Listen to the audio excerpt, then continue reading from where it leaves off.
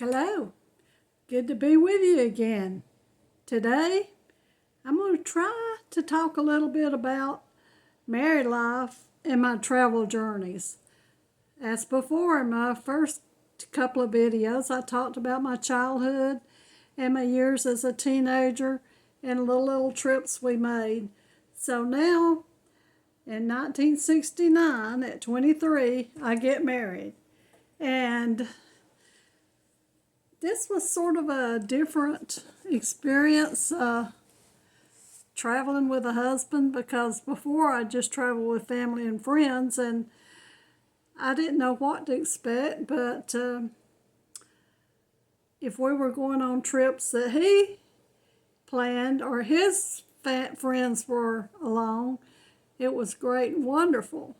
But if it was something I wanted to do or go, or it was my friends, he was bored stiff and did not enjoy it and made me miserable. But I'm going to talk about the good times, and at the very end, I'll just mention the last trip we made together, and we divorced in 1993. So let's just get with it. I'm going to have to adjust this camera or phone just a little bit. Maybe that's better. So like I said, we got married in 1969, and our honeymoon was to Atlanta, and we stayed right downtown Atlanta in the Marriott, which was that was fun, because at night you could see all the city lights, and that was a new experience for me. And then we went on down Highway 41, spent another night in a motel along the way. And the most I can remember about it is that it had a swimming pool, and I dived off the edge of the pool, and the broad top of my swimsuit came loose, and there was a few people around the pool, so my husband had to get the beach towel and bring it to me, and so I could get out of the pool. That's my most memory there. And then our next, and probably one or two nights at the most, was at Callaway Gardens, which is a beautiful place. And I have a couple of pictures. That's some of the old postcards.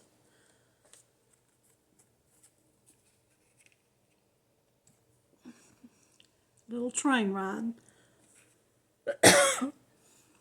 So that was our first trip together. We hadn't been married but less than 1 year, and we left our house to go shopping in Chattanooga for an Easter dress for me. Stopped at the mailbox, and there was this draft notice. This was during the Vietnam War. So that was a sad day. I don't think we even went shopping. We just went in the house and cried, because we knew what that meant. He had to report to Fort Jackson in South Carolina. And I remember making many trips back and forth. He wanted to come home every chance he got, so I had to go get him, because we only had one car. Or he couldn't have his car there or something. But anyway, I'd go to Fort Jackson and get him, and drive all the way back to Dalton, Georgia, and then have to turn around. Of course, he would do the driving when he was in the car, but then I would have to drive back. So I remember wearing my contact lens way too long and having contact lens burn, which was terrible. But I do remember that long trip over there and back. And then he was selected for advanced leadership training, and so he did not have the 2-week leave that the other troops got, and he had to ship out straight to Fort Sill in Oklahoma. So I didn't even have a chance to have a couple of weeks at home with him before he went there. And so he wanted me to come out there and be with him. Now, he was only going to be there for very few months, and I had to quit my job and Army pay was almost nothing, but my mom and dad helped me. He wanted his Harley Davidson Sportster motorcycle, and I guess probably as much as he wanted me to come. But anyway, I rented a U-Haul trailer, an open one, and my brother and them helped me load that motorcycle and strap it into that U-Haul trailer. I had never towed anything in my life. So I'm having to drive from Dalton, Georgia to Fort Sill, which is near Lawton, Oklahoma. His little sister, who was too young to drive, rode with me. So if I needed to change lanes on the interstate, she'd stick out her arm and wave at the passengers and get attention and ask them if they would let me over. So they did. Why does I do this coughing every time I start these? But anyway, we made it.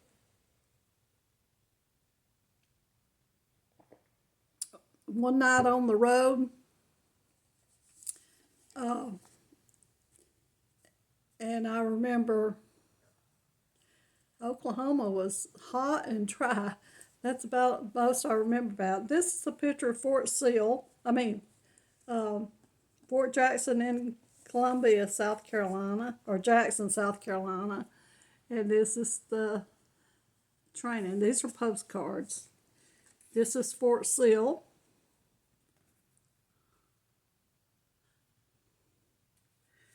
So,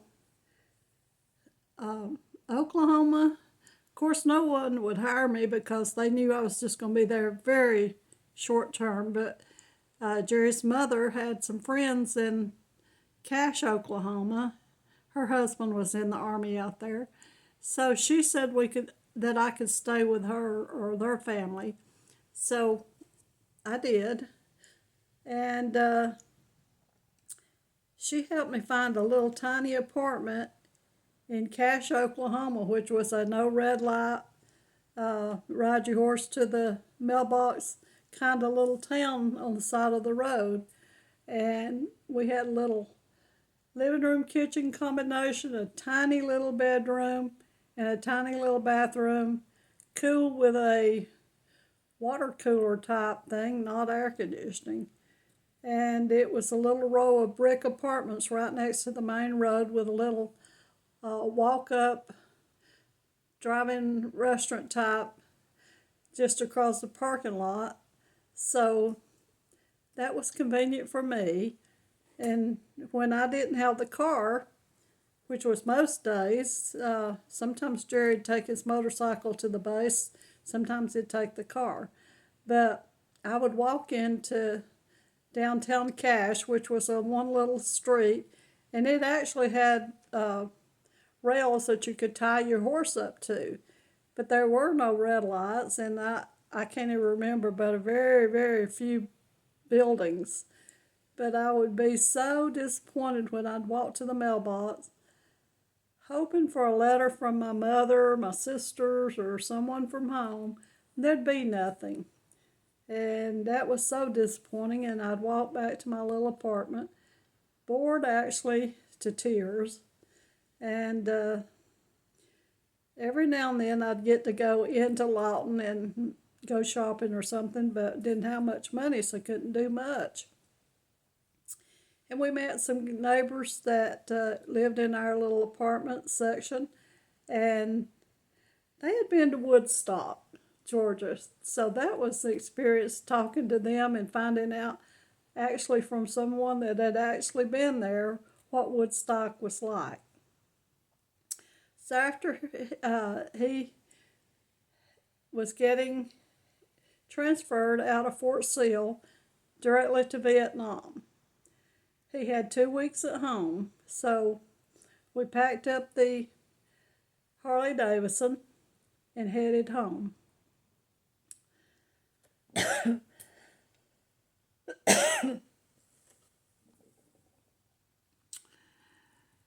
We visited my parents and his mother and stayed at one house or the other.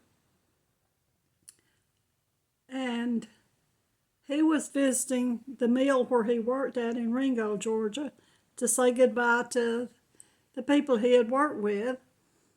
And as he left the building, he was pulled out onto the road, and a salesman from a company that was across the road was turning into his business place and hit Jerry on his motorcycle and broke his left leg between the knee and the ankle, just cracked it in, practically tore it off. So I was at the office in Dalton visiting where I worked, and I had the car. So they was telling me they were taking him to Lafayette, Georgia, to the hospital. And I had never ever been there, but I knew basically where it was at. And my sister worked there, so she said she would drive me. But bless her heart, she had never driven on the interstate and was more nervous than I was. And finally I had to just have her pull over and let me finish the drive. But thank goodness they sent a surgeon from Chattanooga to the hospital because this leg required more extensive work than anyone at the small hospital in Lafayette could do. And they was able to save his leg, and eventually the Army transferred him to Atlanta to the medical hospital clinic down there where he had additional surgery. And at that time, doctors were drafted into the Army to serve in the hospitals and the clinics, and he had one of the best surgeons possible from Arizona. And Jerry's leg got infected one time while he was in a cast, and they had to open it back up and do more surgery. And his bones would not heal back together, so they ended up having to put steel rods to connect his bones. And he lived with those the rest of his life. So he served out his time at that Army base in Atlanta, and he wanted me to come down there too, so I lived with my Aunt Beulah and would visit him on the Army base when I could, and every chance we got, we'd come back home to Dalton to visit his family and mine. So that was a lot of traveling for the Army and unusual experiences, but we made it. And eventually they discharged him from the Army, and of course with those steel pins in his legs, he was no longer eligible for Vietnam or any military service, so he got an honorable discharge with a small disability, I think 33%. So we came back to Dalton, and he got a job and I got a job. And I think I went to work at Dalton Sheet Metal, and he went to work at a Volkswagen dealership as a mechanic. And then next thing I remember about that is he had to go to Jacksonville, Florida to a Volkswagen training session, and he wanted me to go with him. Now I had the weekend off, so we loaded up the car, and he would need the car when we got to Jacksonville. So went down there for the weekend, and then Monday morning or either Sunday, he put me on the Greyhound bus back to Dalton. Now, this was early 1970s, maybe 72, 73, something like that. So this was a very long bus trip because that bus stopped at every little town from Jacksonville to Dalton. I mean, every little town. People got on, people got off. Sometimes if I got off, like to eat lunch, I'd lose my seat, so I'd have to find another seat when I got back on the bus. We got to Atlanta, which was the most major stop along the way, and a lot of people got off, and a few people got on, and we continued on north, which is Atlanta's about an hour and a half from where I live. So I remember stopping at a depot, and I can't remember if it was Cartersville, Georgia, or somewhere in that area. And the bus driver got off the bus and went in the station. And there was only 4 or 5 of us on the bus at that time. So next thing I knew, a policeman was getting on the bus, and he walked straight to me. Scared the daylights out of me. And I couldn't imagine why or what, because he didn't even look at anybody else. He just came straight to me. And he asked me if I had any my name and who I was and where I was from, and if I had any identification on me. Well, at this time, gosh, I was 27 maybe, and maybe even 28. But anyway, I said yes, and so I took it out and showed it to him, and he got off the bus and went back in the station, and that was it. So the bus driver gets back on the bus, and I'm sitting pretty close to the front, and he said, well, did that scare you? And I said, yes. I said, why did he do that? He said, well, they said there was a 16-year-old runaway that they thought got on a northbound bus in Atlanta, and they asked me, did I have anyone on board that fit that description, and I had to tell them yes. Well, that was me, 28 years old. So that was that. Finally made it back to Dalton, and I'm sure my little old daddy had to come get me. I don't know what time of the day or night I got there, but I never wanted to take another Greyhound bus trip across Georgia ever again. So that was fun in a way. And then years later, my husband Jerry took a job as the service manager at a Chevrolet dealership here in Dalton, and he met a friend that was an area service advisor for the Chevrolet zone office in Atlanta. And they became good friends, and him and his wife would come down, and we had a farm at that time. So that was between probably around 76, 78, somewhere at 1980. And so they would come visit us, and we'd go visit them. And eventually a job came open at the zone office in Atlanta, and Bill, that was Jerry, the friend, wanted Jerry to apply for it, and he did, and he got the job. But that required him to move into the zone office area, which was just north of the perimeter in Atlanta. Perimeter is the highway I-285 that circles Atlanta. So in May of 83, I had to quit my job again and moved to Atlanta.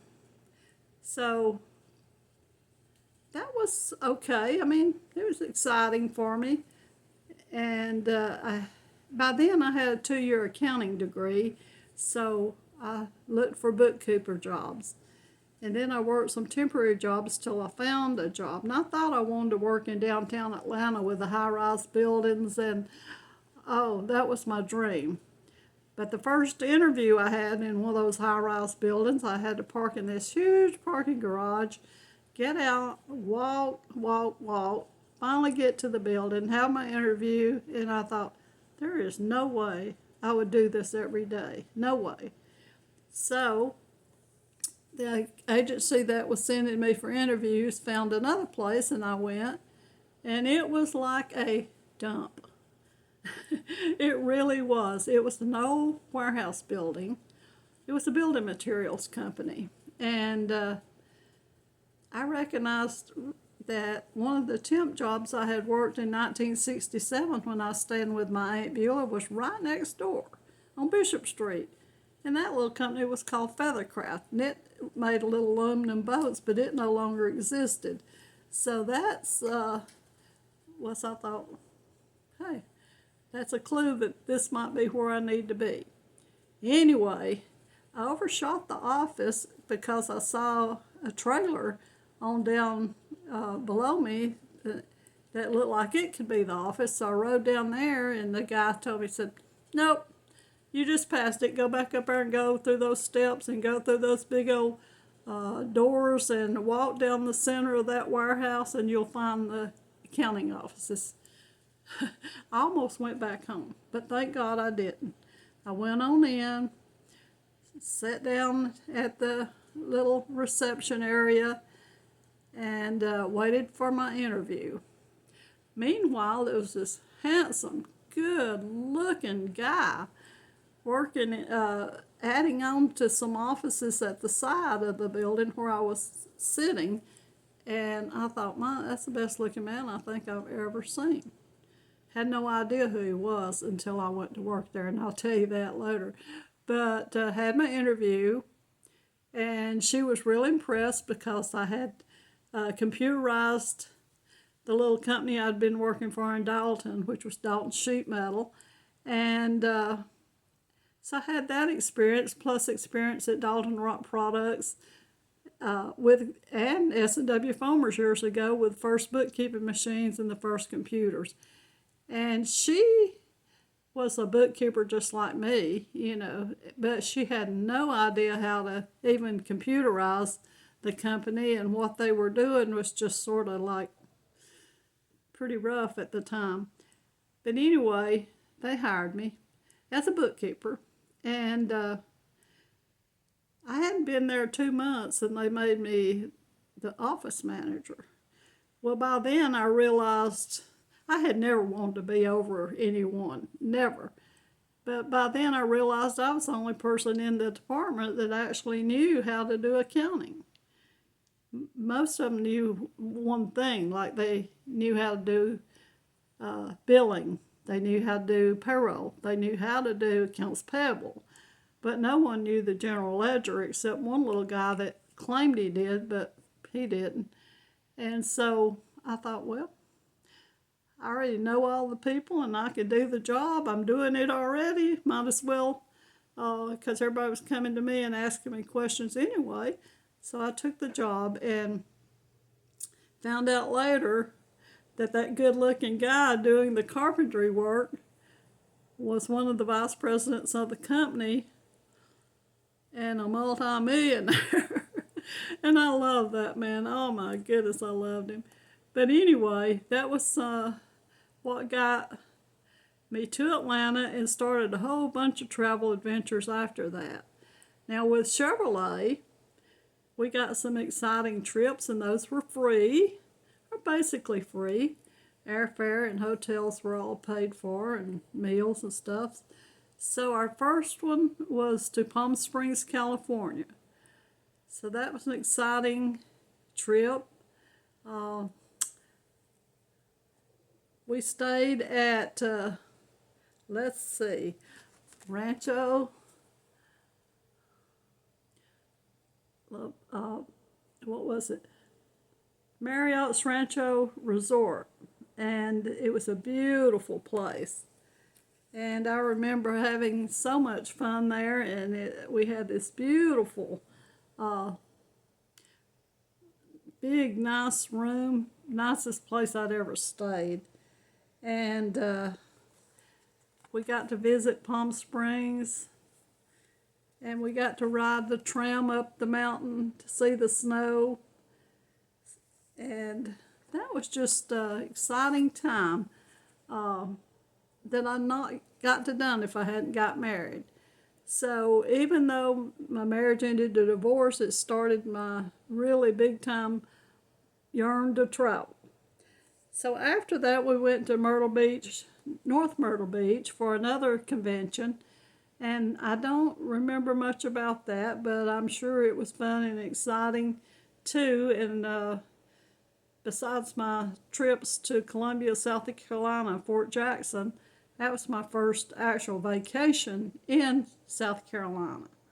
So the next time we moved, went to Sandestin, Florida, which was a beautiful place. And I know the hotel area resort we were staying at was on the bay, but it was very close to the Gulf of Mexico, so you could get there in just a short hop. Now, they had, of course, tropical-themed dinners, and this is me and Jerry at one of the dinners, and I loved that red dress and my seashell necklace. and I just enjoyed that thoroughly. Another dinner, I had this blue and white sundress with a lei necklace, which I thought was really pretty. So that was a really fun trip, and Chevrolet took us on a huge sailboat, and that was, oh, that just made me love being on the water. So, and we went parasailing in the bay, and at that time they didn't have all these boats that pull you and lift you up. You had to stand on the beach or the shore, and we were in the bay, and the boat would be out in the water, and you had all these ropes and things, and they'd say, now hold your arms up until the ropes are lifted up. Well, we'd start out, and some jet skis would cross over behind the boat, and they'd have to stop. So I was running like this, and finally we got to take off, and I got up in the air. And I used to have a video of this, but it got taped over, and but I was soaring along, enjoying the view with my arms straight up in the air still, and it was a while before I thought, well, now I can put my arms down. It's funny how you remember stuff like that, but oh gosh, that was beautiful. If you've never parasailed, do it. At least once, just go do it, because it is quiet, peaceful. You feel like a bird up there, and you can just see forever. So that was so much fun. Here's a picture of me up in the air. But, and here's coming back in. Now they bring you, back then they bring you down in the water, and then they'd circle around, keep the parachute from being right over you, and then you had to wait for them to come around and pick you up. And now they just pull you right back into the boat, so it's a lot easier, it looks like. I've not tried it. So our next little trip was on our own. We had bought a timeshare. Yes, we did. Crazy, I know, but at that time we had bought a timeshare, and it was at Daytona Beach, and we enjoyed going. But if you bought it, you had this little free little cruise they gave you. So of course we took that free little cruise. Now we had to pay to get from Atlanta to I guess it's Fort Lauderdale, and so, but the little boat ride over and the hotel when we got there was what we had free. Anyway, we drove all the way to Fort Lauderdale and took this little boat, which was actually had cabins and everything on it, but it was just a little day trip over to Freeport, Bahamas. So, of course, we didn't have a cabin, and it was so rocky. Everyone on board got sick. We were only a very few of us that didn't. But you couldn't go to the restroom, you couldn't walk down the halls. There was people sitting sick and throwing up. So that almost made me sick just being around it. But we went and sat in the bar out on the deck, and there was a little waiter, and I can't remember his name, but he had his sea legs, and he'd put that tray on top of his head and just come bouncing across the room. And I don't know how he did it, but it was fun to watch. And I had a picture of him. I should have pulled it out and showed you. But we stayed at a beautiful resort, La Cayenne Beach Resort and Casino, and it was right on the waterfront. So, I mean, absolutely beautiful little place. And the little town of Freeport was pretty. It had the little fountains and had a casino. So it was a fun little place to be. And this is 1988. Now,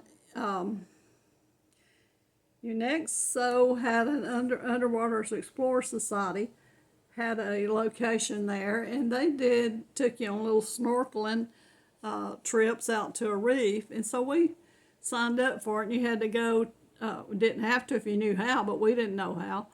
Went to their facility, and you put on wetsuits, and they put you in a swimming pool and taught you how to use the snorkel. And that was a challenge for me, but I learned enough to go out on the boat and get in the water, and Jerry held my hand most of the time, and oh my goodness, we saw the most beautiful fish. And I would hyperventilate sometimes and just have to raise my head up out of the water just to say, hey, you're not underwater, you're just laying on top looking down.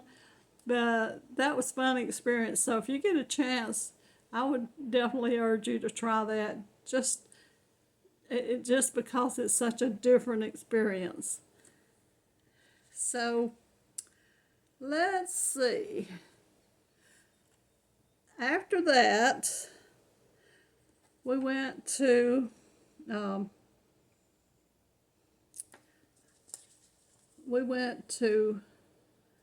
Williamsburg, and that was my idea of a trip. And later on to St. Simon's Island, which was our last trip together, and that was for our 20th anniversary. And I'll talk about that. But I want to talk about his drag racing, because that was where he enjoyed going. And of course I went too. And when we were first married, after he got out of the Army and we all got settled down, he bought a little Mustang and made a little drag race car out of it. And he named it the Coal Dust, C-O-A-L, Dust. It was black, and Coal Dust was written in silver letters on the side. It was a beautiful little car.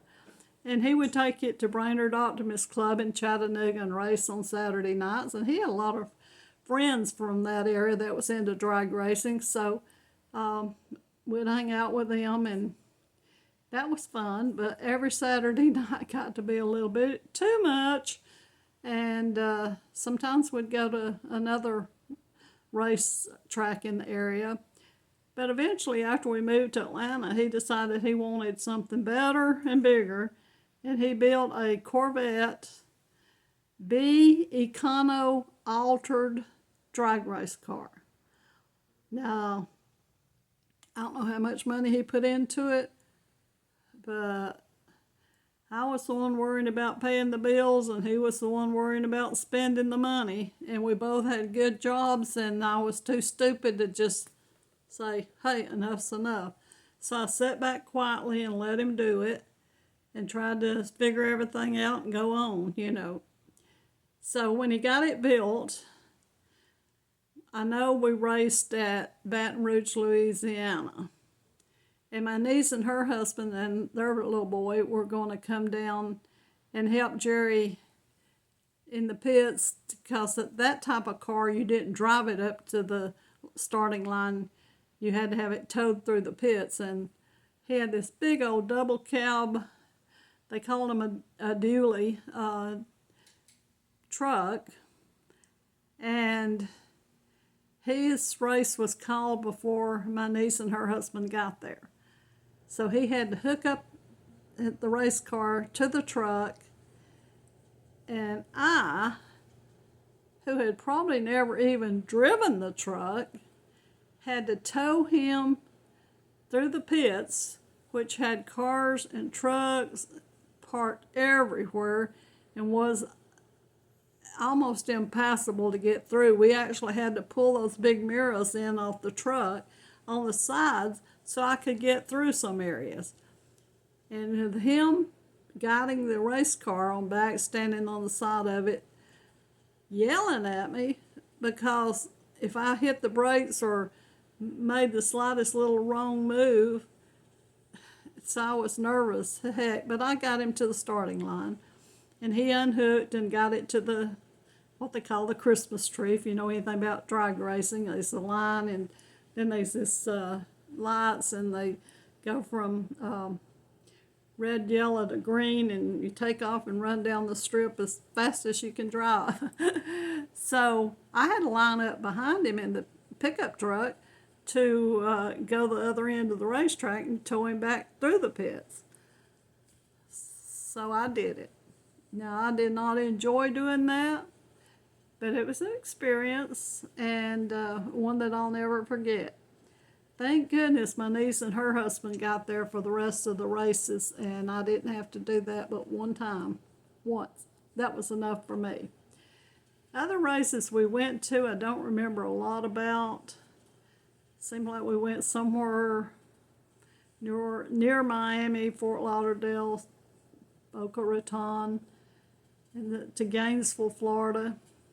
And I do remember going to the Big Daddy Don Garlett's Drag Museum in Gainesville, Florida, so that was fun. But other than that, when I wanted to go to the Williamsburg that I was talking about earlier, Williamsburg, Virginia. He didn't want to go, but he went. And he was miserable because he was not interested in history. He was not interested in any of the exhibits. And he made me miserable. So I just could not enjoy it. So we did go to Busch Gardens in that area, and he did enjoy that, and that was fun. And on the way back, I saw the sign that said Jamestown. Well, famous Jamestown. I said, oh, let's go. And he said, well, what are we going to see? I said, well, we're going to see Jamestown, the little colony that, was when America started. And, oh, how long was it going to take to drive out there? How long, we're going to be? And I said, Jerry, I don't know. I've never been out there, So I finally just got so disgusted with his attitude that I said, just keep driving. We don't have to go. So that sort of was the beginning of a few 2 or 3 years where I knew our marriage was over, but I'm still trying to make it work. And it just wasn't getting any better. And he wasn't bad to me. He wasn't mean to me. He was just very indifferent. He started wanting to go out at night, but he didn't want me to go with him. And he would, if we did go out to eat, he would drive like a maniac and scare me to death, so I wouldn't ask him to take me anywhere again. And so I just quit even wanting to go anywhere with him and didn't. We lived like that for 3 years. Don't live in limbo. If you're having these problems and he or she will not get help or will not go to a counselor, end it. End it and go on with your life, because after 3 years, we'd separated in 1990, and I had told him, I said, you can either stay in the house and take up the payments, or you can move out and I will stay here. So he chose to move out, so I ended up with a 4-bedroom, 3-bath house on almost an acre in Kennesaw, Georgia, that I did not need, because it was not the house I wanted to buy, but it had a garage that he could work on his race car in, so I ended up with it. And he moved to an apartment way on the other side of town in another county. And I told him, I said, you're the one that won't tell me what you want, so if you want a divorce, go file for it, and I will not, I'll give it to you. But he never did, and I thought, well, Betty, you're stupid, just go do it yourself. So I found a lawyer, a very nice lawyer, and he said, well, since he lives in Gwinnett County now, we'll have to file over there. So he did all the paperwork, and the day that had to show up at the courthouse, he let me ride with him because I did not know that much about where we were going. And so he let me meet him at his office and drove me over there. And Jerry did not show up at the courthouse to even object or anything. So as soon as I was called to the stand, my divorce was granted just very quickly, and it was done and over with. And I felt like a huge burden had just been lifted off my shoulders, and I could just go on with my life. which I had sort of put on hold for 3 years. Now, in those 3 years, a man I worked with had moved. It was uncle on the company, and he'd moved from California, and his uncle had given him a boat, and so he lived in an apartment, so he didn't have any place to leave it, so he left it at my house. And he'd come up and we'd go to Lake Altoona, and he liked to do some of the same things I like to do, so we would anchor the boat and both have a book and sit there and read, and we'd take picnic lunches and ride around the lake. So it was just a good time, and a couple of times we went camping with friends at lakes on the lakeside. And when he was doing computer installations, and I sometimes would be along in the same area, we'd go out to eat and have dinner and ride together, and it was fun. And of course that never went any further than just a good friendship, but at least I had something to do and someone to go with places for a few years until he moved to, I think he moved to Savannah, Georgia first, and then he moved to Thailand. But if I had not married, if I had not moved to Atlanta, I would not probably be here today. I mean, here in where I'm at in my life, because sometimes you think, well, I shouldn't have got married. But if I hadn't have got married, I may have never left my little hometown.